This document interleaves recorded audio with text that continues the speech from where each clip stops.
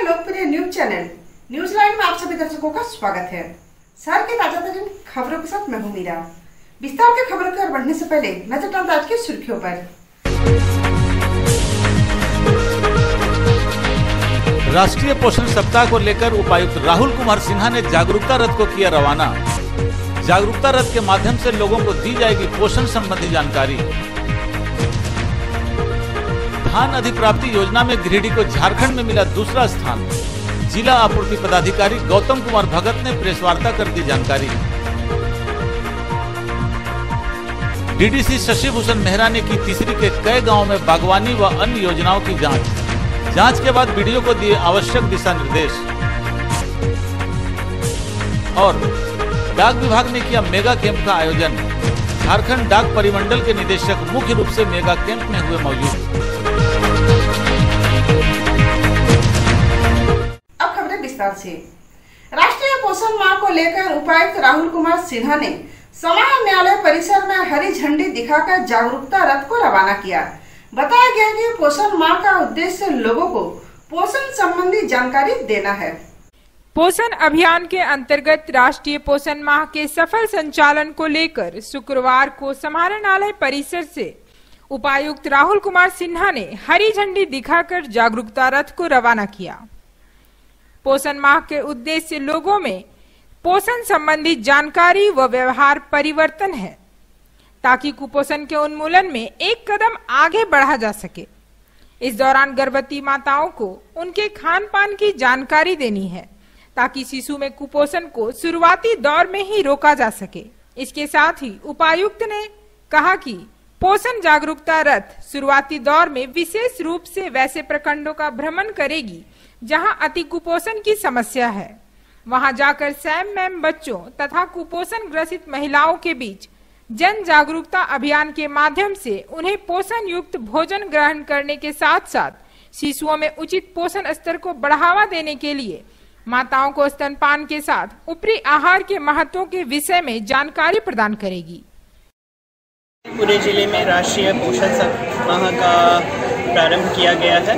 इस राष्ट्रीय पोषण माह के दरमियान सभी पंचायत, सभी गांव, सभी टोलों में जितनी भी गर्भवती माताएं हैं, जितने भी छोटे बच्चे हैं, उन सभी को पोषण से संबंधित महत्वपूर्ण जानकारियां दी जाएंगी। हम सभी अवगत हैं कि हमारे देश में कुपोषण एक बहुत बड़ी समस्या है और इसका जो प्रमुख कारण है वो यही है कि बच्चों को तथा माताओं को समय पर उचित पोषण नहीं प्राप्त हो पाता है।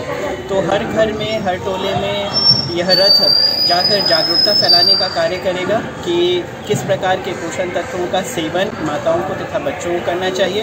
वैसा ही भोजन लेना चाहिए जिसमें सभी पोषक तत्व जैसे विटामिन, मिनरल, प्रोटीन, डाइट्स इत्यादि प्रॉपर तरीके से हों। बच्चे के जन्म के समय उसे खिरसा पान करा दिया जाए। 6 महीने तक सिर्फ माँ का दूध पिलाया जाए। 6 महीने के पश्चात ऊपरी आहार शुरू कराया जाए। समय समय पर टीकाकरण और माता का समय समय पर ANC चेक होते अगर रहेगा तो बच्चों को किसी प्रकार के पोषण तत्व को मिलने की कमी नहीं रहेगी और इस पर सभी बच्चे काफ़ी स्वस्थ रहेंगे और स्वस्थ बच्चे रहेंगे तो स्वस्थ समाज रहेगा, स्वस्थ राज्य रहेगा, स्वस्थ देश रहेगा। जिला आपूर्ति पदाधिकारी गौतम कुमार भगत ने अपने कार्यालय में एक प्रेस वार्ता आयोजित की। इस प्रेस वार्ता में उन्होंने बताया कि धान अधिप्राप्ति योजना में झारखंड में गिरिडीह को दूसरा स्थान प्राप्त हुआ है। डीएसओ गौतम कुमार भगत ने शुक्रवार को अपने कार्यालय में एक प्रेस वार्ता आयोजित की। इस प्रेस वार्ता में उन्होंने बताया कि इस साल धान अधिप्राप्ति योजना के तहत लक्ष्य को पूरा करते हुए झारखंड में दूसरा स्थान गिरिडीह को प्राप्त हुआ है। इस बार 6,50,000 क्विंटल धान की खरीदी की गई है। इसमें लगभग 1,663,00,000 किसानों को लाभान्वित कर 60,72,34,682 रुपए किसानों के खाते में भेजा गया। दूसरी किस्त के रूप में 60,72,00,000 रुपए दिया गया।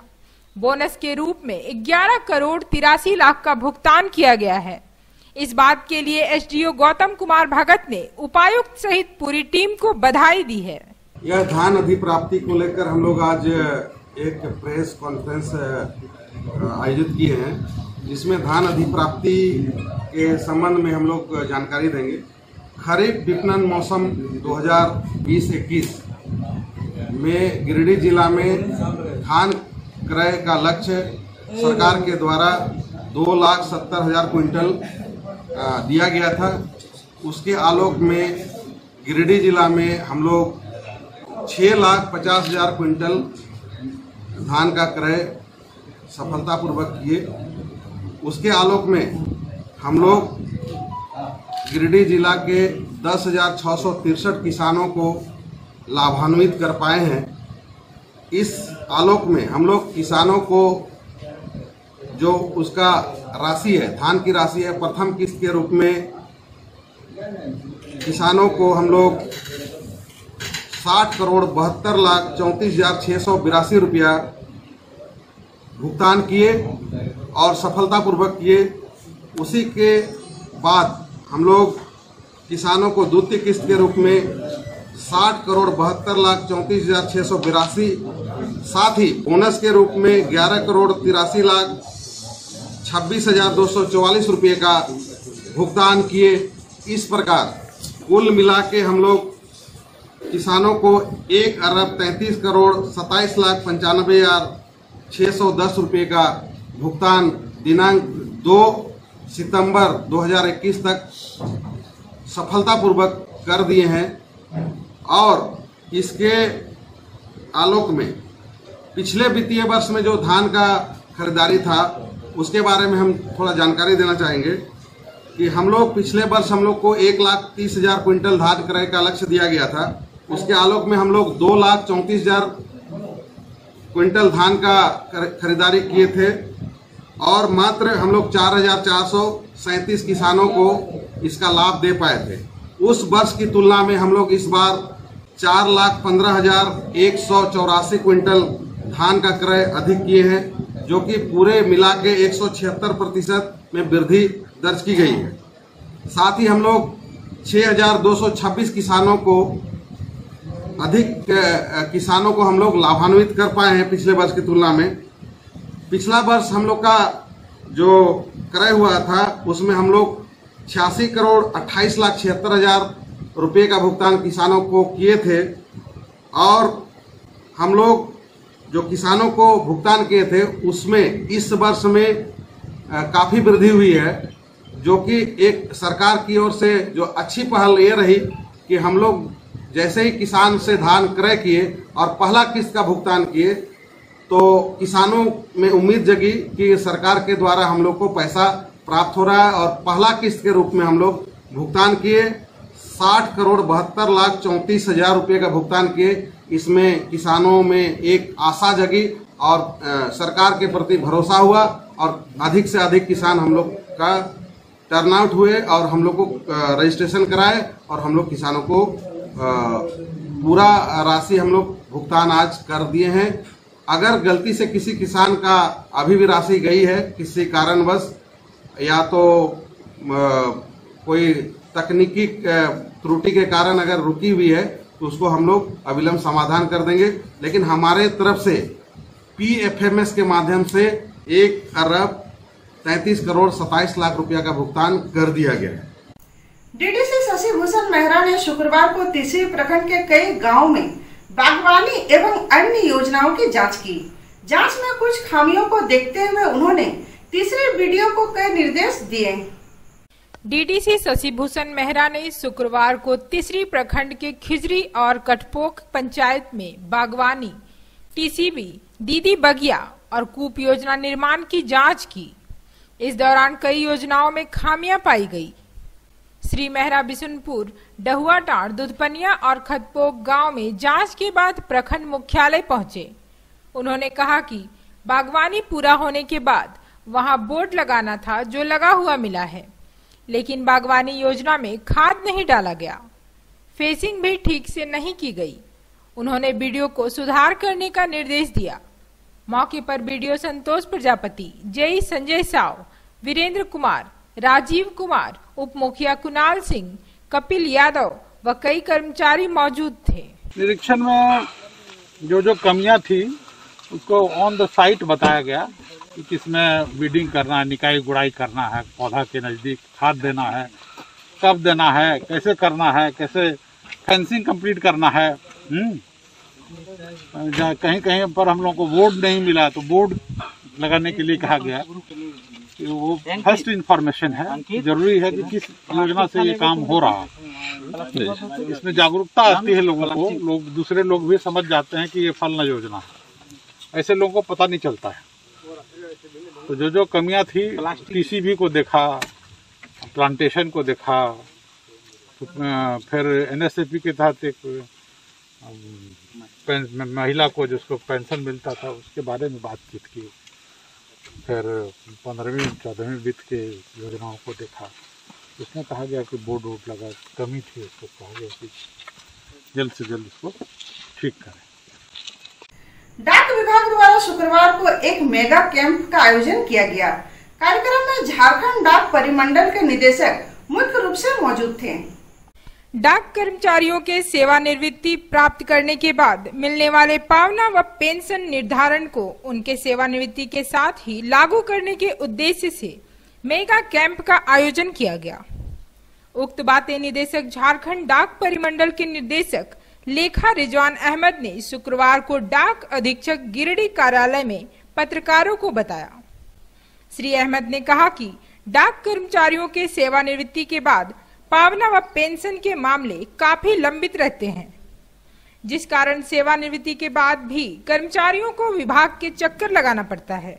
इसे दूर करने के लिए मेगा कैंप का आयोजन किया गया, जिसमें अकाउंट शाखा को निर्देश दिया गया कि जिनकी सेवा अवधि 2 वर्ष है उनकी पावना व पेंशन का निर्धारण समयबद्ध शुरू कर दें एवं 6 माह पूर्व सर्किल अकाउंट को भेज दें ताकि सेवानिवृत्त कर्मचारी को समय पर सारा भुगतान हो जाए। एक सवाल के जवाब में निदेशक श्री अहमद ने कहा कि जीडीएस व नियमित कर्मचारी की कमी को जल्द दूर किया जाएगा। नियुक्ति प्रक्रिया चल रही है। मेगा कैंप में सहायक डाक अधीक्षक सुभाष गुप्ता, डाकपाल राजेंद्र प्रसाद वर्मा, सहायक डाकपाल लेखा अलख वर्मा, अकाउंट अधिकारी समीर कुमार हाजरा, नवीन दत्ता, नवीन कुमार, बजरंग विश्वकर्मा, अमित कुमार, निरीक्षक मंटू साव समेत कई कर्मचारी मौजूद थे। के लिए जो उनका रिटायरमेंट सेवानिवृत्ति के बाद जो भी भुगतान होते हैं, जो चीज़ें सरकार की तरफ से मिलती हैं, उनका टाइमली भुगतान हो, उसके लिए जो भी डॉक्यूमेंटेशन होती है, जो भी कागजात भेजने की जरूरत होती है, वो टाइम से हमारे पास आ जाएं। उसके अलावा जो ऑलरेडी कुछ पेंडिंग चीज़ें हैं, उन पेंडिंग चीज़ों का सेटलमेंट के लिए ये कैंप लगाया गया। इसके अलावा भी कुछ चीज़ें ऐसी होती हैं जो कि हमारे ऑफिस में, अकाउंट्स ऑफिस और इस ऑपरेटिव ऑफिस के बीच में कुछ कम्युनिकेशन होते हैं, उसमें कुछ कम्युनिकेशन गैप हो जाता है। कुछ ऑडिट पैराज पेंडिंग है, उन ऑडिट पैराज का सेटलमेंट के लिए। और दूसरे जो रिपोर्ट्स भेजी जाती है from post office to DAP office, उनका टाइमली हमारे पास पहुंच जाए ताकि वो कोई भी काम हमारे डिपार्टमेंट का पेंडिंग ना रहे। यही इस मेगा कैंप का मुख्य उद्देश्य है। सर, कैंप में कितने मामले सामने आए हैं? कैंप में पेंशन के कोई 6-7 मामले जो हम लेकर के आए थे, जो पेंडिंग थे, उसके कागजात यहाँ से ले लिए गए। इसके अलावा जो आगे 6 महीने में रिटायरमेंट होने वाले उनका सेंसिटाइजेशन बताया गया कि आप इनके डॉक्यूमेंट्स हमारे पास आप टाइम से भेज दो। इस तरह से एनपीएस के कोई 8-10 मामले थे, उनके कागजात जो पेंडिंग चीज़ें थी इस ऑफिस से, वो यहाँ से हमारे टीम ने कलेक्ट कर लिया। साथ ही साथ जितने भी एनपीएस वाले आगे रिटायर होने वाले हैं, उनका भी सेटलमेंट साथ हो जाए, टाइमली हो जाए, उसके लिए लोग यहाँ पे प्रयासरत हैं। आए हैं तो सारे डॉक्यूमेंट्स लेके ही जाएंगे यहाँ से एक बार। ऑडिट मेमोज जो पेंडिंग है उनका रिप्लाई बनवा रहे हैं लोग, ताकि वो भी एक पेंडेंसी जो है वो भी दूर हो जाए। पहल पर आकांक्षा के कर्मियों ने अपनी हड़ताल को समाप्त कर दिया। माले नेताओं ने कर्मियों की समस्याओं को लेकर आकांक्षा के स्टेट हेड से लिखित सहमति प्राप्त करने के बाद हड़ताल को समाप्त कर दिया। माले की पहल पर विगत 3 दिनों से जारी आकांक्षा कर्मियों की हड़ताल शुक्रवार को समाप्त हो गई। ज्ञात रहे कि 11 सूत्री मांगों को लेकर आकांक्षा कर्मी अनिश्चितकालीन हड़ताल पर चले गए थे। शुक्रवार को आकांक्षा के स्टेट हेड अनिल कुमार अपनी पूरी टीम के साथ गिरिडीह आए। हड़ताल को लेकर टीम ने माले के साथ वार्ता की। मौके पर माले नेता राजेश सिन्हा ने कहा कि केंद्र सरकार मजदूर विरोधी नीति लाई है, इस गलत नीति को रोकने की पहल करनी चाहिए। श्री सिन्हा और माले नेता उज्जवल साव ने कहा कि मजदूरों के साथ माले कभी गलत होने नहीं देगा। माले की पहल पर आकांक्षा के स्टेट हेड ने सभी मांगों को पूरी करने का आश्वासन दिया। लिखित मांगों पर सहमति के बाद हड़ताल को समाप्त कर दिया गया। तारीख तक मिल जाता, संगठन में रहेंगे तो उसका करेंगे कि नहीं, जो जेन्युइन है वो रहे और जो जेन्युइन नहीं है डिमांड कर रहे हैं। जैसे तो बोले 30 दिन में भी हो जाएगा, लेकिन अपडेट कर दिया जाएगा, ठीक है। तो हम इसका शुरुआत से पढ़ते हैं। ईपीएफ की कटौती की राशि का भुगतान और पीएफ यूएनए नंबर एवं केवाईसी अपडेट 45 दिनों के अंदर किया जाएगा। आकांक्षा मैनेजमेंट के द्वारा जो लेबर के साथ या जो कर्मी थे, ड्राइवर के साथ जो जाति हो रही थी, उस पर हम लोग एक अनिश्चितकालीन हड़ताल पे हैं, अभी भी हैं, आज भी हैं। और उस पर हम लोग एक लिखित दिए थे कि ये चीज़ होना चाहिए और इसमें हमको लिखित जानकारी देना चाहिए। तो उस पर वो तैयार हुए हैं और सारी चीज़ों पर वो लिखित मांग को पूरा करने की बात कह रहे हैं। कुछ चीज़ों को वो समय ले रहे हैं, तो वो समय सभी हम लोग जो भी कर्मी हैं उनसे बात कर रहे हैं कि आप तैयार हैं तभी हम तैयार हैं। हमारे तरफ से कुछ वैसा है नहीं है कि हम थोपने के लिए आपको बोल रहे हैं। तो वो सारे लोग अभी फिलहाल तैयार हुए हैं। कुछ जो परसेंट तैयार नहीं है उनको भी बताया जा रहा है कि ये जो सरकार का नियम, ये केंद्र सरकार का नियम है कि लेबर लॉ नया कानून ले आया है। अब ऐसा भी कानून ले आया है कि जो मजदूरों के लिए, मजदूरों के हित में नहीं है। तो हम लोग शुरू से बोलते आ रहे हैं कि मजदूरों को सिर्फ वोट लेने का इस्तेमाल किया जाता है, बल्कि बाकी सारे चीज़ों में। यहाँ पे राज्य सरकार भी एक का दोष हम कहते हैं कि यदि बहुत सारे चीज़ों पे जो लेबर लॉ बना है वो मतलब लेबर के हित में नहीं है, गरीबों के हित में नहीं है, तो उसको आप हटाइए, उस पर लड़ाई कीजिए, उस पर लड़ना चाहिए। वैसा नहीं है तो बहुत जल्द हो सकता है कि पूरे जो 36 वार्ड है वहाँ पे फिर से सफाई अभियान चालू हो जाए। हो सकता है आज हो जाए, हो सकता है कल। बहुत धन्यवाद। आकांक्षा प्राइवेट लिमिटेड के द्वारा और माले के संयुक्त समाधान में यहाँ पर हड़ताल किया गया था और कंपनी से कुछ लोग आए रांची से और पिछले 2 दिन से वार्ता चल रही है। तो वार्ता लगभग समाप्त ही हो रहा है और हम लोग का 11 सूत्री मांग था, जिसमें लगभग मांगे पूरी कर दी गई है और जो संभवतः है उसे लिखित तौर पर दिया जा रहा है कि इतने दिन में मांग पूरी हो जाएगी और इस काम को कर दिया जाएगा। जहां तक बात था कि पीएफ के पैसा जो है वो कंपनी के लोग एग्री कर रहे हैं कि अब उसका भुगतान किया जाए। तो आंदोलन का नतीजा है कि लोगों का और कर्मियों का कहीं ना कहीं ये क्या है कि आंदोलन करने से ही आप कुछ कर पाइएगा। जब तक ये आंदोलन का सिस्टम ही खत्म हो गया था गिरिडीह में, और माले हमेशा हर एक गलत जहाँ होता है वहाँ पे आंदोलन के लिए खड़े। एलआईसी बीमा कर्मचारी संघ द्वारा कारमेल स्कूल परिसर में 20 पौधों का रोपण किया गया। मौके पर एलआईसी कर्मियों ने पौधारोपण के महत्व पर जानकारी दी। एलआईसी बीमा कर्मचारी संघ ने बीमा सप्ताह के मौके पर कारमेल स्कूल के नए भवन परिसर में पौधारोपण किया। मौके पर संघ के सचिव धर्म प्रकाश ने कहा कि ग्लोबल वार्मिंग के कारण जलवायु में काफी परिवर्तन नजर आ रहा है। पौधारोपण जलवायु संरक्षण में एक कारगर उपाय है, इसीलिए हर व्यक्ति को विशेष अवसर पर पौधा अवश्य लगाना चाहिए। मौके पर कारमेल स्कूल की सिस्टर टेरे सिल्डा, राजेश कुमार उपाध्याय, संजय शर्मा, विजय कुमार, अनुराग मुर्मू, संहिता सरकार, कुमकुम वाला वर्मा, सुनील कुमार वर्मा, अंशु सिंघानिया, श्वेता कुमारी, अंजलि श्वेता, नीतीश कुमार गुप्ता, प्रीतम मेहता, प्रभास कुमार, डेनियल मरांडी सहित अनेक लोग मौजूद थे। भारतीय जीवन बीमा निगम का बीमा सप्ताह चल रहा है और आज हम लोग इसी कार्यक्रम के तहत कारमेल स्कूल गिरिडीह में वृक्षारोपण का कार्यक्रम कर रहे हैं। जलवायु परिवर्तन को देखते हुए हमारी शाखा ने यह महसूस किया कि जलवायु को संतुलित रखना बहुत ज़रूरी है, इसलिए हमारा ये वृक्षारोपण का कार्यक्रम शुरू हुआ है और पूरे वर्ष हम लोग विभिन्न स्कूलों में और सार्वजनिक जगहों में वृक्षारोपण का कार्यक्रम करेंगे। हम अपना सामाजिक दायित्व निभा रहे हैं।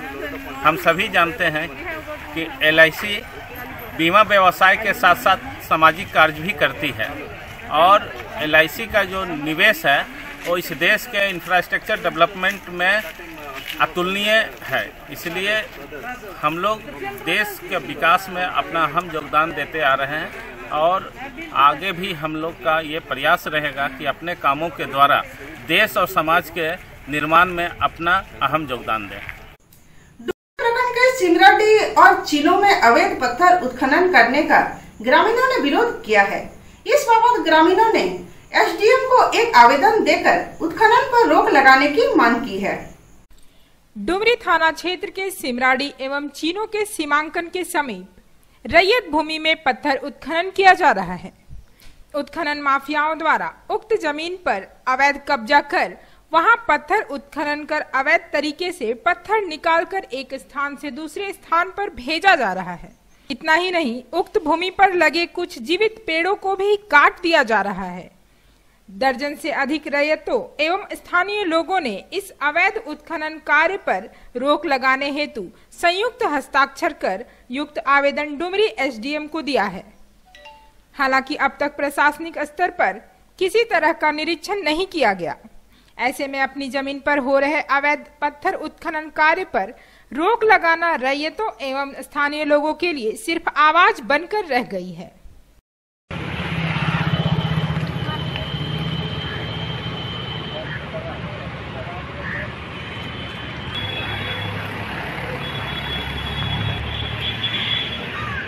समस्या यह है कि हम लोग का लीज जो है 20 अगस्त 2021 को समाप्त हो गया है और हम लोग का किसी प्रकार का कोई सहमति नहीं है और बाय जबरन जो है कंपनी काम कर रही है। 29 तारीख को हम लोग गए थे रोकने के लिए जी। उस समय भी बहुत जबरदस्त बोला, धमकी दिया जी कि अगर आप लोग हम अवैध रूप से हम काम करेंगे जी। अगर आप लोग काम को रोकिएगा तो एसपी के हवाले करेंगे, थाना में बंद करेंगे। इस तरह से हम लोग को धमकी दिया, लेकिन फिर भी हम लोग काम रोके। उसके बाद फिर 2 तारीख को काम पुनः चालू कर दिया। आवेदन दे चुके थे, उसके बाद हम लोग 29 को काम बंद कर दिए। उसके बाद कंपनी बोला बंद कर दिया, मान गया, काम बंद कर दिया। उसके बाद मुखिया जी, उसके बाद संसद प्रतिनिधि छकन बाबू, वो सबसे भी बात रखें, वो लोग बात रखें। उसके बाद हम लोग का बुलाया गया 1 तारीख को बोला बस समझौता कर लीजिए, उसके बाद आपका काम चालू अब कीजिए। मगर इन लोग का भी बात नहीं माना गया। वो कटुए के भाग खोजता है। पहले कुछ दिन के पहले भी हम लोग दे चुके थे, तो हम लोग बात थे कि हम लोग दे चुके थे। अब उसका लीज खत्म हो गया है और बोलता है मेरा लीज है, कभी बोलता है तुम्हारा जमीन ही नहीं है। हम लोग 3 पीढ़ी से उसमें जब काम कर रहे हैं, आज किस आधार पर कहता है नहीं है जी। हमारा बाप के जमीन है, कंपनी लूट रहा है, तो कैसे लूटेल तो हमारे बाप के जमीन है, हमारे बाल बच्चा है कि ना। समस्या है, मेरा टाण है, से वो लोग धमकी देता है कि ये लोग कि हम नहीं देंगे, थाना चल जाएंगे, ऐसे करेंगे वैसे करेंगे, इस तरह बोलता है, धमकी देता है। मारपीट करने से पूरा प्रशासन से काम करवाएंगे। हम ये चाहते हैं कि हमने के जो लीज पूरा हो गया है सब अच्छे तरीके से दे दीजिए और काम चालू कर दीजिएगा। समस्या हम लोग के ज़मीन में पत्थर का काम हो रहा था, ठीक है। कहाँ पर? चीनो माइंस, मौजा चीनो, खाता नंबर 78, प्लॉट नंबर 1935। उसमें उसका लीज या एग्रीमेंट 20 अगस्त 2021 को समाप्त हो चुकी है। हम लोगों ने आवेदन दिया सब जगह, थाना में दिए, वन विभाग में दिए और खान विभाग को दिए। अब 29 तारीख को बंद करने के बाद 2 तारीख से फिर से चालू कर दिया गया काम बजबरन। तो हम लोग आज थाना में आवेदन दिए हुए हैं और एसडीएम यहाँ पे आए हुए हैं अनुमंडल में आवेदन देके बाहर आ रहे हैं। यही है कि हमारा ज़मीन है चीनों में और कंपनी लीज किया है और कंपनी लीज उसका पूरा हो गया और पूरा होने से ही बाद कंपनी काम कर रहा है जबरा। जब हम बोले कंपनी को कि देखिए जब पूरा हो गया तो हमको काम छोड़ दीजिए, आने तो फिर लेना है तो फिर सीरीज कराइए। और सहमति से मेरा गोतिया से कंपनी बैठ के दोनों और बढ़िया जिसमें हमको मांग है उतना दीजिए और कंपनी काम कीजिए। आने तो नहीं, अगर नहीं पूरा कीजिए कंपनी छोड़ दीजिए। तो नहीं मान रहा है जबरान काम का। बेंगाबाद प्रखंड के पेसरा टोल गांव में एक खेल मैदान के निर्माण को लेकर कंप्यूटर ऑपरेटर द्वारा गलत तरीके से रुपया निकासी कर लिए जाने का मामला प्रकाश में आया है। लोगों ने उपायुक्त को एक आवेदन देकर मामले की जांच की मांग की है। बेंगाबाद प्रखंड अंतर्गत परसाटोल गांव में ग्रामीणों ने एक खेल मैदान के निर्माण में कंप्यूटर ऑपरेटर पर फर्जीवाड़ा करने का आरोप लगाया है। ग्रामीणों ने उपायुक्त को इस आशय का एक आवेदन देकर जांच की मांग की है। ग्रामीणों का कहना है कि कंप्यूटर ऑपरेटर राजेंद्र राणा ने फर्जी तरीके से 1,39,098 रुपए की निकासी कर ली है। निकासी हुआ है, जैसे मोतीलेदा पंचायत का मामला है, टोला परसा टोल का, जिसमें एक खाता नंबर 72 प्लॉट नंबर 15 से 83 में खेल मैदान बनना था। और वो खेल मैदान हम लोग जैसे गांव वाले समतलीकरण किए और ये मामला राजेंद्र डाल के मतलब निकासी कर लिया गया है।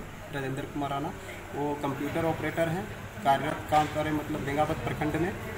इसके पास सारा आईडी पासवर्ड सभी कर्मचारियों को रहता है और ये फर्जी तरीक़ा से निकासी किया गया 1,39,098 रुपये।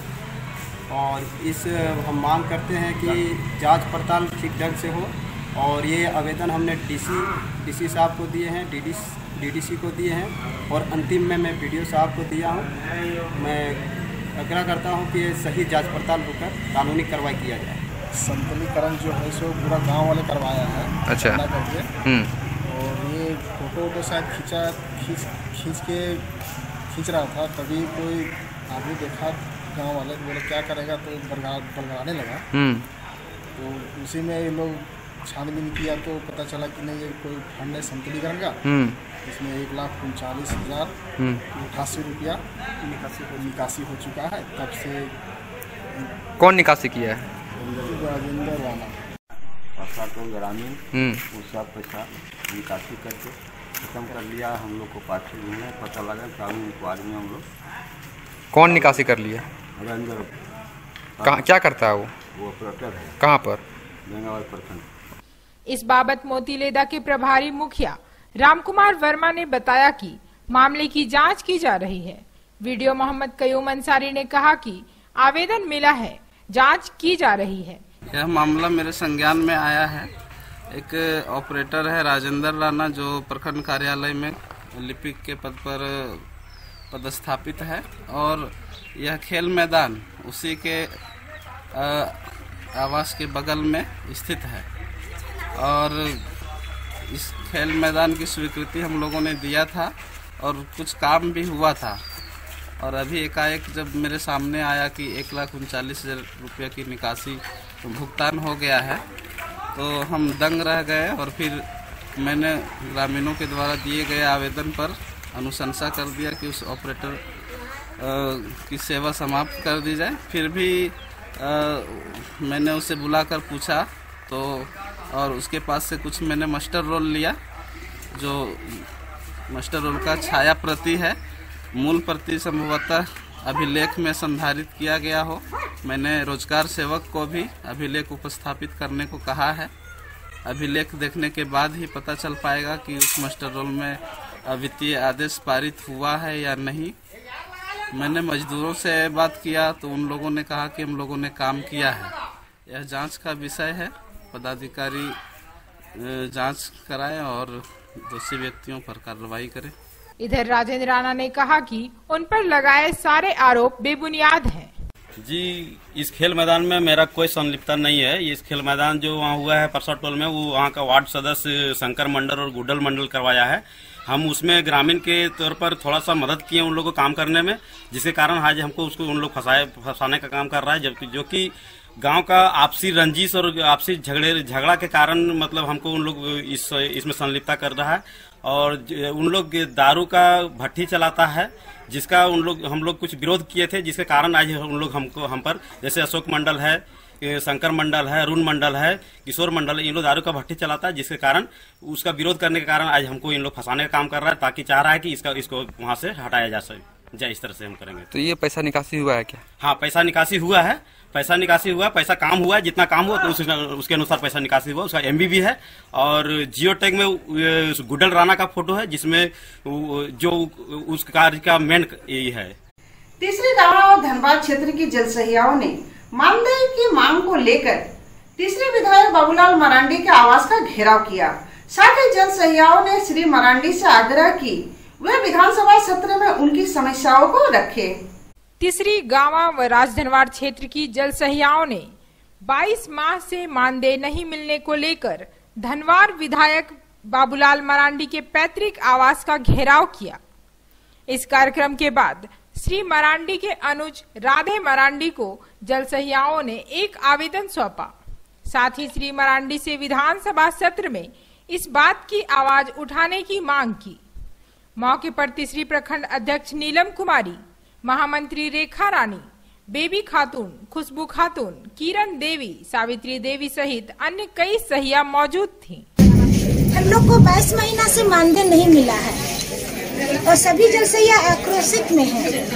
अगर 25 तारीख के अंदर मानदेय नहीं मिलता है तो हम लोग सभी जलसैया उग्र आंदोलन करेगी। पहले की सरकार समय पर हम लोग को मानदेय दे रही थे और हेमंत सरकार आने के बाद हम लोग को 22 महीना से हम लोग को मानदेय नहीं मिला है। ना हम लोग की आवाज सुन रहे हैं, ना कुछ कर रहे हैं, ना हम लोग जो काम जितना हम लोग कर रहे हैं उतना दाम नहीं मिल रहा है।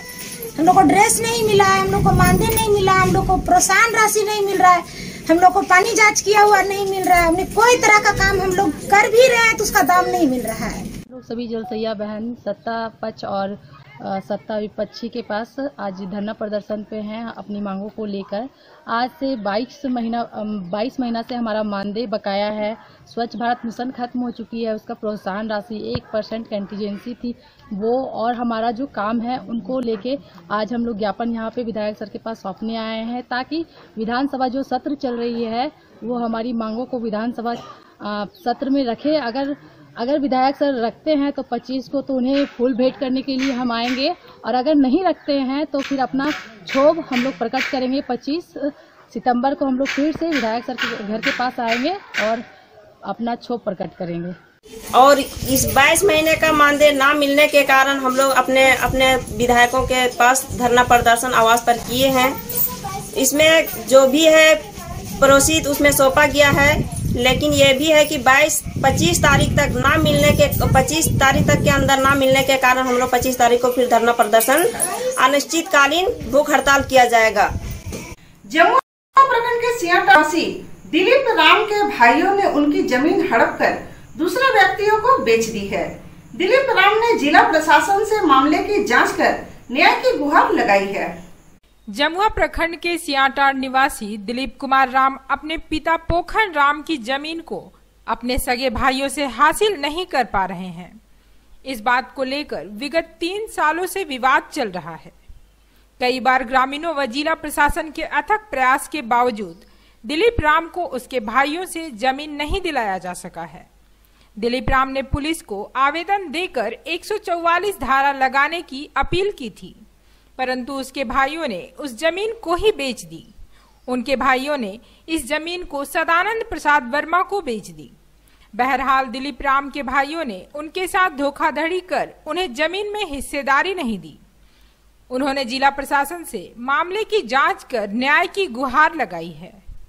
और उन लोग जो है सो दादाजी से मेरा सियाटार का जमीन अपने पत्नियों के नाम से लिखवा लिया है। बड़की चाची का नाम है मीना देवी, मंजू देवी, और बड़ी चाची का नाम है मीना देवी। और जब हम लोग को इस बारे में पता चला तो जब उन लोग पास गए तो उन लोग फिर लड़ाई झगड़ा और उतावल हो गया। और जब इन लोग को फिर हम बोले कि हमारा ऐसे क्यों किए, तो फिर इन लोग बोला कि जब हम लिखवा लिए तुम लोग क्या करेंगे। तो फिर एसडीओ कोर्ट में मेरा केस हुआ था 107 लिखाने से पहले 6 महीना चला था। तो मेरे एसडीओ कोर्ट की तरफ से बंटवारा करके दे दिया गया। आगे से पीछे तक 14 फीट चौड़ा दिलीप राम का हिस्सा छोड़ दिया गया है। उसके बावजूद भी इन लोग फिर मेरा ज़मीन को लिखा लिया। और घरेलू समझौते और पंचायत के समक्ष में 2 बार पंचायती मीटिंग रखा गया और इन लोग जो है सो सबको खरीद लिया है और दबंगी अपना दिखाता है। प्रशासन से यही चाहते हैं कि इस मामले की पूरा जांच पड़ताल करके जो उचित कार्रवाई होगा इन लोग के खिलाफ किया जाए। मेरा ज़मीन मुझे मेरे हिस्से की ज़मीन मुझे दिलाने की कृपा करें, अन्यथा मैं श्रीमान से यही आवेदन करता हूँ। यह था हमारा आज का। फिर मिलते अगले अंक में कुछ और खबरों के साथ। तब तक के लिए दीजिए पूरी टीम को इजाजत। नमस्कार।